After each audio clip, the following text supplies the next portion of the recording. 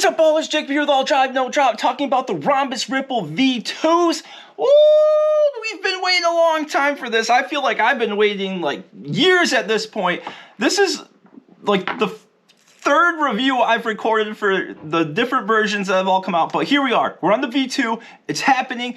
Stop everything you're doing and listen to what I have to say about the Ronbus Ripples, because I've got some interesting thoughts about these. So first, let's just break it down.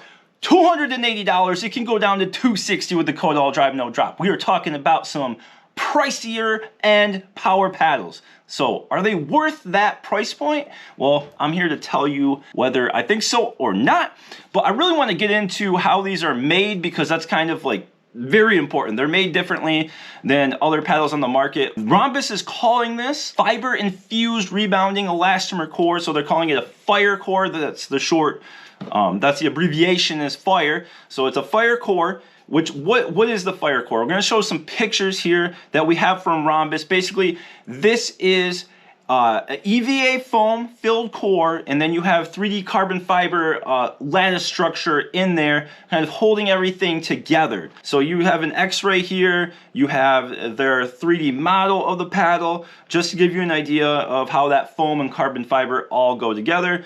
And they say they have tested these with 1,000 power hits on the machine here, and put that up on the screen as well.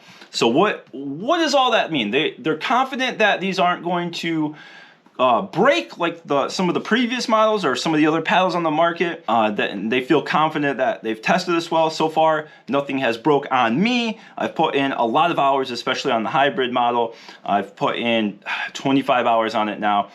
So nothing happened to it so far with me. Let's get into some more specs real quick on this. So we have three shapes. The R1 is their elongated 16.5 by 7.5, traditional elongated with a curved top. And then you have the R2 16 by 8, traditional right there with the wide body shape. And then we have their newest shape addition, the R4 16.25 by 7.25, their hybrid shape.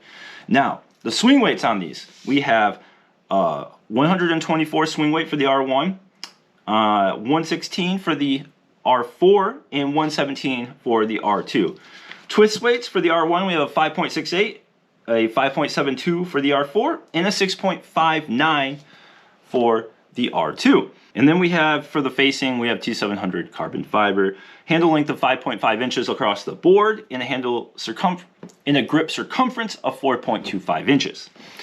Now, yeah, those are lower twist weights, and as we've seen with the paddles that are more foam focused, we have seen those twist weights be lower, and that hasn't necessarily corresponded with the sweet spot.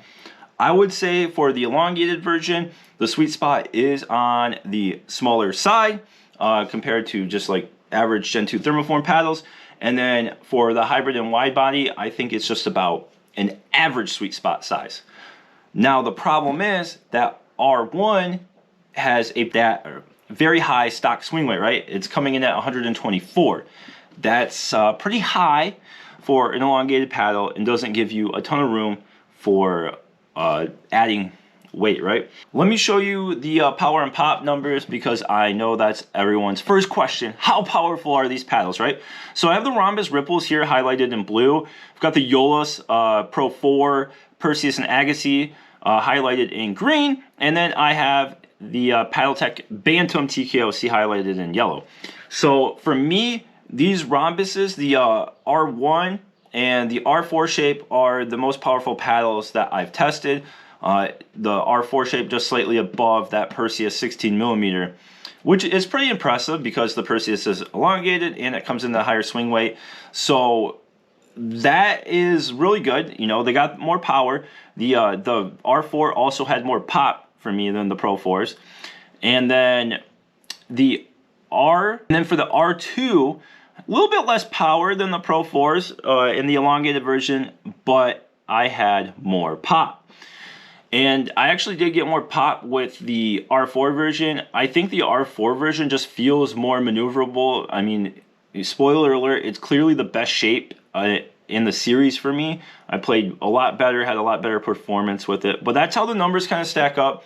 So obviously the R1, it does have a very high swing weight. You know, if you added a whole bunch of weight to some paddles, you could get more powerful numbers than this, of course. So, you know, keep that in mind. That swing weight is higher. So we see how the numbers stack up. So let's talk about how they perform on the court. And I will say, I'm going to focus a lot on the R4 when I'm talking about things. Okay, so let's talk about how these perform on the court. First, I'm going to focus on the R4 for a majority of this. I'll talk about the R1 real quick. It is, you know, hard to maneuver. It's a very high swing weight. The sweet spot's smaller than average. It's just a very hard paddle to, just a hard paddle to play with. It does have a lot of potential because it has that higher power. But for me, it was a lot harder to play with. But definitely still, if you can handle a higher swing weight and you really, really, really like what I'm saying about the R4, then the R1 would be a possibility. R2, so you know, the R2 wide body is interesting because a lot of people say, hey, that's a higher swing weight than I want for a wide body. And I understand, but it does play really well. It has a ton of power and pop for the shape, and honestly, doesn't really need any weight added, so that's also a good thing. So you already have, you know, a higher swing weight. You don't need to add weight for it to open up that sweet spot. You don't need it to add power. You don't need it, you know, to add performance to the paddle. So I think that if you're comfortable with playing a higher swing weight wide body, then that's okay. But yeah, let's get onto the court now and the performance. So the R4, ooh, this one I really, really liked. And I did play with this in a tournament. No, I didn't win, but I felt comfortable enough to play in a tournament just fine. So what we're talking about with the R4, it's, I would say the dwell times, you know, a little below average because it has so much pop. So you don't get as much dwell. You get a good responsive feeling throughout the sweet spot though. You don't have to guess, is it going to be poppy this time or is it going to be powerful this time? If you're in the sweet spot, it's going to be poppy, it's going to be powerful. It has the hollow sound. I'll bounce that ball real quick while we're talking.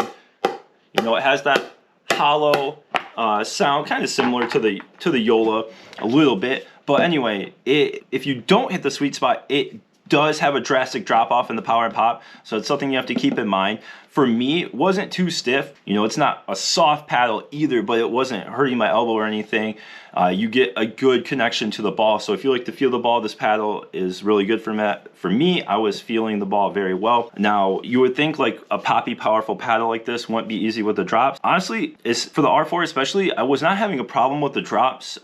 Since the paddle performs consistently in the sweet spot, I was able to dial that in and hit really consistent drops with it. The spin level isn't up there with the carbon true foams. It's a little bit below, but honestly, no problems there. Great spin level. We're getting in the high 2100s, 2200s with these for the RPMs. And then resets, this is where I think the paddle really shines, especially the R4, is the paddle just does so much work for you in the mid-court for the resets, just lets you get there and transition well. And dinking didn't have any problem either once you get used to the pop level on this paddle. Really consistent off the face. And then obviously offense is where this shines. Big drives, big serves, big swinging volleys. This is where this paddle really shines when you want to be offensive. It has the power and pop to get the job done. And for me, it was easier to control on those big swings than the Joola Pro IV Agassi and the Joola Pro IV Perseus, both the 14mm and 16mm. This thing brings kind of like a combination of those two. So we'll talk about that a little bit here, how it compares. But yeah, on the court, this thing is just an offensive weapon, and the R4 is the best performer out of the three. So let's jump into a little bit more talk about how it compares to the Joola Pro IVs. So let's compare this to the Joolas, right? There's no direct comparison, right? It's not, they don't technically have a hybrid. Mainly comparing it to the Agassi, Perseus, you know, 16, 14mm, the hybrid. I would say that for me, this R4 shape, 14mm, kind of feels like in between the 16 and 14 is in terms of like stiff soft. So I would place it in between the two of those, and you can, you know, I'll bounce it again. So that's the Ronbus, right? Here's the Perseus 16, and then the Agassi 14. Just you be the judge of the sound difference. if that is important to you. Now, performance-wise, you have a higher pop than the 14s, and then you have a higher power than the 16s. So what that means is it harder to control? I mean, for some people, yes, it's going to be harder to control than either of those.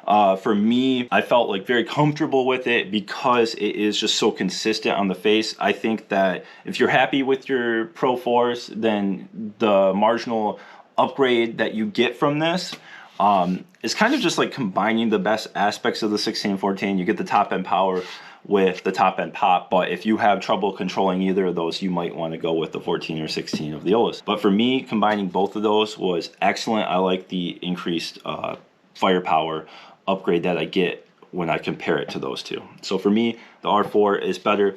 And then if you talk about the R2 shape compared to the Scorpius, I think most people are going to prefer the Scorpius. The only thing is, if you can handle the swing weight, and you want, for me, I wasn't in love with the Scorpius shape with the handle length. So if you want the longer handle, then the R2 would be better. Now, for the weight setup on this, I was trying weight on the top. It's too high of a swing weight for adding that.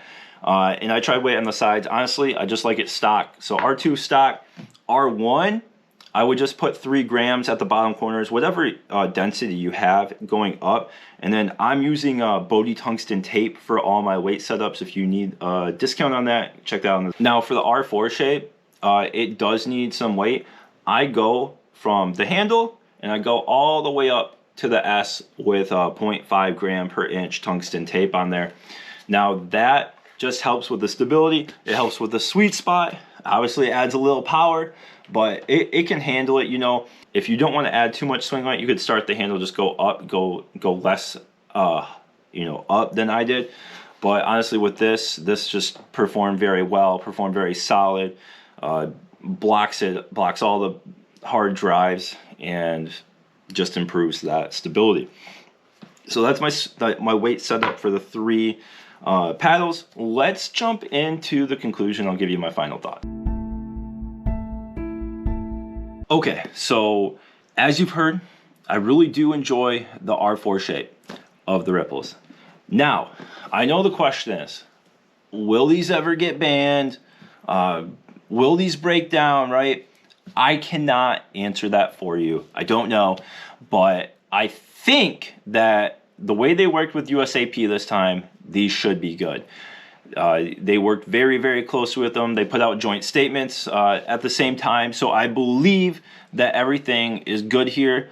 I would put my confidence level, we'll say 95% that everything is pretty good. Because, you know, with the way things happen, always have to leave a little bit for error. But yeah, 95% confident that these are going to be good going forward.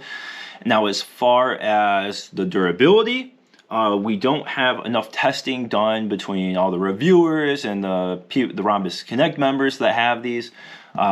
They've tested them in their labs with their machine, and they said they're good to go. So that's, you know, the only thing we can go on. And versus, I haven't heard of anyone's breaking or heating up past a certain level. Mine did take a little bit of time. I would say it took about 4 hours to feel a little softer, get a little bit more power and pop. But those were very, very minor changes, and it's kind of like something normal you would experience with most paddles, so nothing drastic. Now, yeah, so I do recommend it, especially the R4 shape. I think the R4 shape, if someone's looking for that power hybrid, I think this is, yeah, I would say this is the premier option right now. This would be my top pick for a power hybrid. Very, very much enjoy it.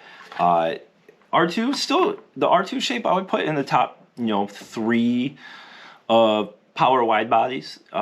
It just depends. If you really enjoy wide bodies for the lower swing weight, then, you know, you're not going to want it. If you're okay with the higher swing weight wide body, then yeah. And then the R1 is for people that really want the most powerful legal paddle, and they're okay with a higher swing weight, and they're okay with a smaller sweet spot. And they can improve that with weight, but you're still adding more swing weight to it. So overall, R4 shape from the Ripples, whew, blew my mind. Love it, love it, love it. And other two, I see that they could be good for some people, but I know a lot of people will be disappointed by the swing weight. So overall, when you have a series like that, usually it's not as drastic. This one is, you know, definitely interesting. All very powerful paddles, of course, but we'll see how everyone ends up liking them, but R4, great. So that wraps it up for me. Remember, these are $280 and take that down to $260 with the code AllDriveNoDrop. And if you've enjoyed the video, found the information useful, please drop a like and a comment. And of course, subscribe to the channel. We have a lot of cool stuff coming up on the podcast. We are going to the latest tournament. It's going to be at Beer City. We're going to be at the Nerdy Tourney. We're going to be, getting all the latest information, bringing paddle owners on. So subscribe if you don't want to miss that. And that's all. Go play some pickleball.